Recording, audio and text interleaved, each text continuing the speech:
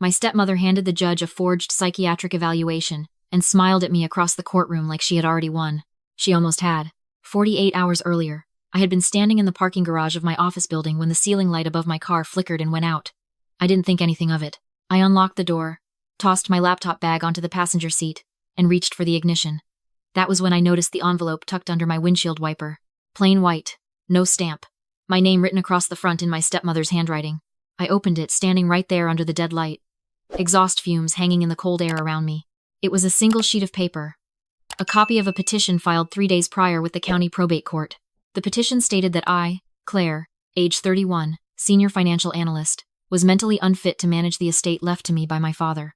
It cited 2 psychiatric incidents I had never had. It referenced a voluntary hospitalization that had never happened. It listed a prescription medication I had never taken.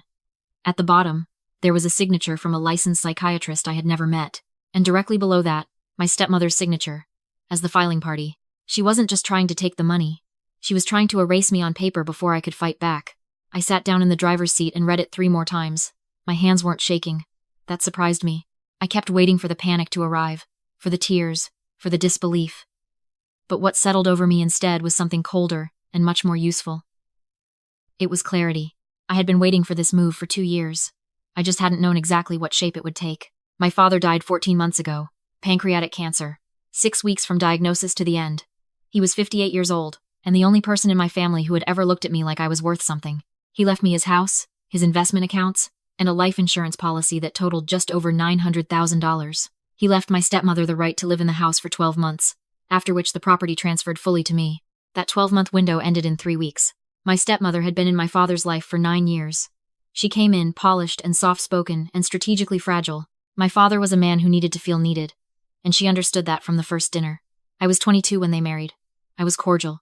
I was never warm. She noticed, and she never forgave me for it. After my father's diagnosis, she had moved into the role of devoted caretaker, with the precision of a woman who had been rehearsing. She managed his medications, his appointments, his visitors. She made herself indispensable in the last weeks of his life, which meant she was also the person controlling who he spoke to and when. I got 30 minutes with him the evening before he died. 30 minutes. And she sat in the corner the entire time. The will had been drafted 4 years earlier, before the cancer, before she had full access to him.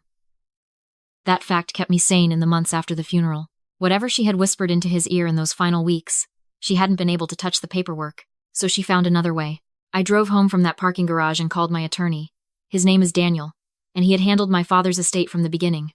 I read him the contents of the petition over the phone. There was a long silence on his end. Then he said, quietly but with absolute certainty, that this was fraud. The psychiatrist's license number on the document was real, but the signature didn't match the doctor's registered credentials on file with the state medical board. Someone had forged it.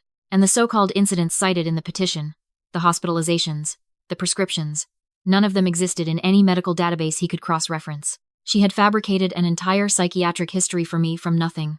Daniel told me to come in first thing in the morning. He also told me not to contact my stepmother, not to respond to the petition directly, and not to tell anyone else what I knew. He said those words twice. Anyone else. That night, I sat at my kitchen table with a glass of water and thought about the previous 2 years. I thought about the small things I had dismissed. My stepmother stopping by my apartment unannounced 3 times. Always when I happened to be stressed or upset. Always with her phone out. I thought about the dinner at her friend's house where she had introduced me to a man she described as a family therapist, and how he had asked me pointed questions about my grief and my sleep and my relationship with alcohol that felt less like conversation and more like an intake form. I thought about the time she forwarded me an email by accident, or what I had assumed was an accident, where she described me to someone I didn't recognize as increasingly erratic and difficult to reason with. She had been building a file on me. For 2 years, she had been constructing a paper version of a woman who was falling apart. I had handed her pieces of it without realizing.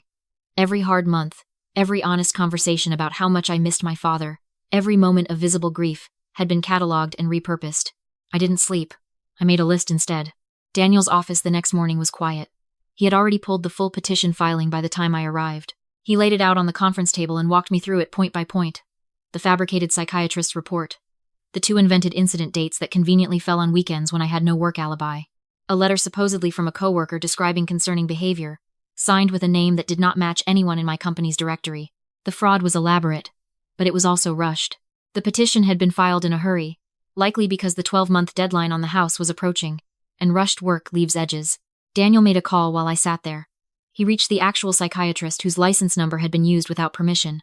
The doctor was livid. He had never heard of me, had never been contacted by my stepmother, and had never signed anything related to my case. He agreed to provide a sworn statement immediately. That was the first piece. The second piece came from my former coworker, whose name had been faked on the supporting letter. She had left the company 8 months ago and moved to another state, and when Daniel's paralegal tracked her down and read her the contents of the letter, she spent 40 seconds silent and then said she would fly back if she needed to. The third piece came from me, because I had kept everything. I had kept the emails. I had kept the accidental forward. I had kept a photograph from that dinner party where the so-called therapist had questioned me, and a quick search of his name and photo revealed he was not a licensed therapist at all. He was a notary public who had done contract work for a legal document preparation company that, when traced back 2 steps, had a billing address that matched a P.O. box registered to my stepmother's personal email address. She had hired someone to impersonate a mental health professional and create a false assessment. That was not civil fraud. That was criminal. Daniel looked at me over the table. He asked me what I wanted to do. I told him I didn't want to file a counter motion yet. I didn't want to tip her off that the fraud had been discovered. I wanted to let the hearing proceed. I wanted her to walk into that courtroom believing she had won. He was quiet for a moment. Then he asked if I understood what I was asking. If the judge accepted the petition before we could present the counter evidence, there could be a temporary conservatorship placed on my assets while the case resolved. I told him I understood. I told him I had spent 2 years watching her build something designed to bury me, and I wanted her to believe it had worked, right up until the moment it collapsed on top of her. He agreed. He also quietly filed a criminal referral with the state attorney's office, documenting the forged medical license and the fraudulent notarization. That process would move on a separate track, invisible to her, while the civil hearing played out. I went home and waited. She called me 4 days before the hearing. Her voice was warm in the particular way it always was when she needed something from me, that practiced softness that I had once, as a teenager, mistaken for genuine kindness. She asked how I was holding up. She asked if I was sleeping. She said she had been worried about me since the funeral, and that she only wanted what was best for both of us. She said the word family 3 times in 90 seconds. I told her I was fine. I told her I appreciated her concern. I told her I was looking forward to getting everything resolved. She hung up, and I sat with the phone in my hand for a long moment. The version of me that existed before my father died would have cried after that call. She would have doubted herself, wondered if she was being too suspicious, too hard, too unwilling to believe in the possibility of good intentions. That version of me had spent years apologizing for occupying space in a family that had been designed around her absence. That version of me was finished. The morning of the hearing, I arrived at the courthouse 20 minutes early. I sat in the hallway on a wooden bench and watched my stepmother walk in through the main doors with her attorney. She was dressed in pale gray, understated and composed. She saw me from across the lobby and her expression did something complicated, a flicker of something she controlled almost immediately. She nodded once in my direction. I nodded back. She did not know that Daniel had filed a sealed submission with the court clerk that morning. She did not know that the actual psychiatrist would be testifying by video link. She did not know about the criminal referral. She walked into that courtroom carrying a stack of fraudulent documents and the complete confidence of a woman who had spent 2 years preparing a trap and was about to watch it spring. The judge called the case. My stepmother's attorney presented the petition with a practiced calm. He outlined my supposed psychiatric history with the fluency of someone who had rehearsed it many times. He referenced the fabricated incidents, the invented hospitalization, the forged evaluation. He described me as a young woman in crisis, overwhelmed by grief, making erratic financial decisions, in need of a protective conservator who could manage the estate responsibly until I had stabilized. He spoke for 11 minutes. Then Daniel stood up. He began, quietly, by submitting the sworn statement from the actual psychiatrist. The judge stopped the proceeding to read it. The courtroom was still. My stepmother's attorney leaned over and whispered something to her. I watched her face from my seat at the respondent's table. The color didn't drain all at once.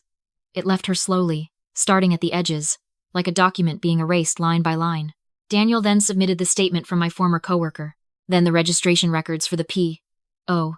box, then the background check on the man who had posed as a therapist at dinner, then the billing records connecting him to the document preparation company connected to my stepmother's email address. He presented each item in sequence, calm and methodical, with the unhurried precision of a man who had been waiting for exactly this moment.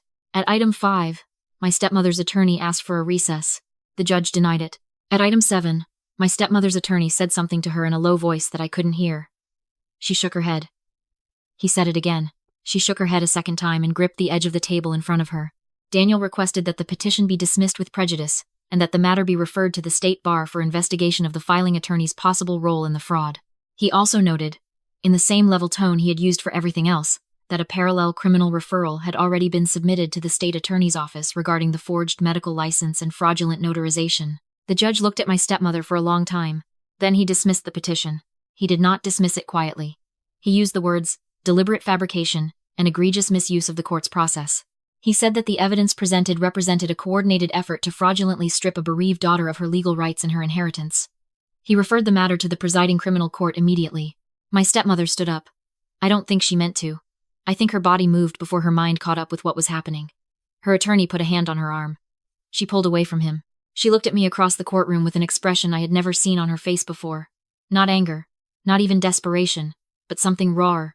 She looked like someone who had just realized the floor she had been standing on was never solid to begin with. She said my name. Just once. I didn't respond. I gathered my folder from the table in front of me, stood up, thanked Daniel quietly, and walked out. I want to tell you that felt triumphant. Movies would have you believe that the walk out of the courtroom is the moment where the music swells and you feel invincible. What I felt was quieter than that.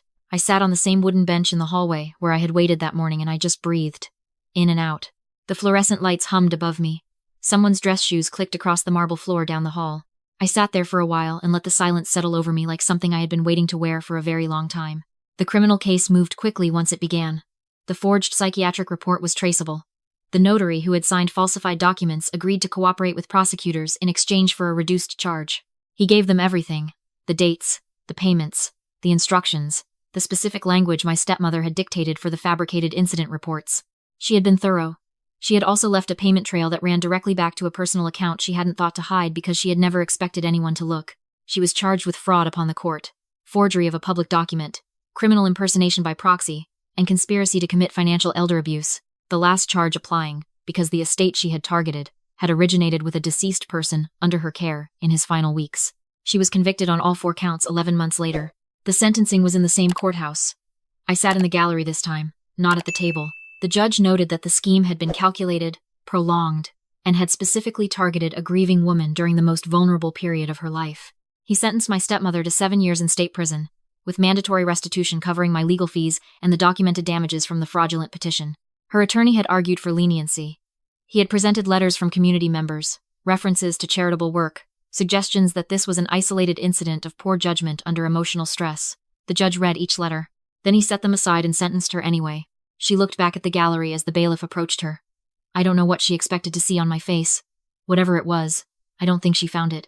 I have thought a lot about what I felt in that moment, and the most accurate word I can find is nothing. Not nothing in the sense of emptiness. Nothing in the sense of absence. The absence of the low-grade anxiety I had carried for 2 years. The absence of the background noise of waiting for the next move, the next manipulation, the next carefully worded email designed to document my supposed instability. She had lived in my nervous system like a tenant who never paid rent and destroyed the walls. And she was gone. 3 weeks after the sentencing, I transferred the house deed into my name. I walked through each room alone on a Saturday morning with a cup of coffee.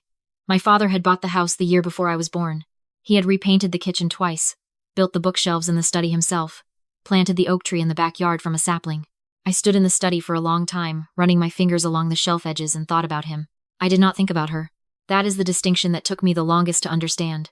Forgiveness is not the same as indifference, and indifference is not the same as cruelty. I am not cold. I am not bitter. I do not spend energy hoping that her years in prison are hard ones. I spend no energy on her at all, and the absence of that expenditure, the hours and the attention and the quiet dread I used to direct toward managing her, has given me back something I didn't realize I was missing. My father used to say that the most dangerous thing in the world was someone who believed they were owed something they had not earned. He was talking about business, about competitors who built their strategy on entitlement rather than work. But he was also, I think, talking about her. Even if he never said so directly, he saw it. He saw her. I believe that. I have to believe that, because the alternative is a grief I am not ready to carry. I am telling you this because I know that some of you are sitting in the middle of a version of this story right now. Maybe it's not a forged psychiatric evaluation. Maybe it's a different document, a different legal mechanism, a different angle of attack. But you know the shape of it. You know the particular exhaustion of loving someone who is cataloging your vulnerabilities as weapons. You know what it is to walk into a room and feel the ambient temperature of someone calculating what you are worth to them and how to extract it. I want to give you the 3 things I had to learn the hard way. The first is this. Documentation is love for your future self. Every strange email, every odd comment, every visit that felt slightly off, write it down. Date it. Keep it somewhere that is yours alone. You are not being paranoid. You are being a person who understands that memory is unreliable, and paper is not. The moment I had all of those notes in one place and handed them to Daniel, the whole architecture of her scheme became visible. Without them, I would have had grief and instinct. With them, I had evidence. Those are not the same thing. The second is, silence is not weakness. For 2 years, I did not confront my stepmother. I did not send the email I drafted and deleted a dozen times. I did not call her out at family gatherings or demand explanations on the phone. People around me thought I was being passive. A few of them told me I needed to stand up for myself. What they didn't understand was that I was standing up for myself. I was standing still. Every time she tried to provoke a reaction, every time she sent the carefully neutral email that had a razor blade hidden in it, I gave her nothing to use. You cannot forge a paper trail about someone who does not write back. The third is the one that took me the longest. You do not have to earn the right to protect yourself. There is a particular conditioning that happens when you grow up adjacent to someone like her. You are taught, gradually, and without anyone ever saying it plainly, that your needs are negotiable and theirs are not. You learn to audit your own feelings before expressing them. You learn to ask yourself whether your anger is reasonable, whether your hurt is proportionate, whether you are being too sensitive or too demanding or too much. And by the time you reach adulthood, you have internalized a standard for yourself that you would never apply to anyone else. You would never tell a friend that she needed to prove her suffering was serious enough before she deserved to be believed. So stop telling yourself that. You are allowed to protect what is yours. You are allowed to build walls. You are allowed to go to a lawyer, to go to the police, to go to court, and to stand there without guilt and say that what was done to you was wrong and you will not absorb it quietly. You do not need to wait until the harm is worse. You do not need to have a breakdown before your distress is taken seriously. You do not need to forgive in order to heal. I don't forgive my stepmother. I don't carry her with me either. She is a fact of my past. Like weather. Like a year in which it rained too much. She shaped certain things about me that I am still sorting through. But she does not get space in my present. The work of removing her from that space was not dramatic. It was not a single decisive moment. It was small and daily and unglamorous. It was choosing, every morning, to spend my attention on something that was actually mine. I have the house now. I have my father's oak tree in the backyard, and his bookshelves in the study, and the particular quality of light in the kitchen in the late afternoon that I remember from childhood. I have a life that she tried to take and could not. She tried to make me a ghost while I was still breathing. I am still breathing. That is enough. That has always been enough. My name is Claire, and I am still here.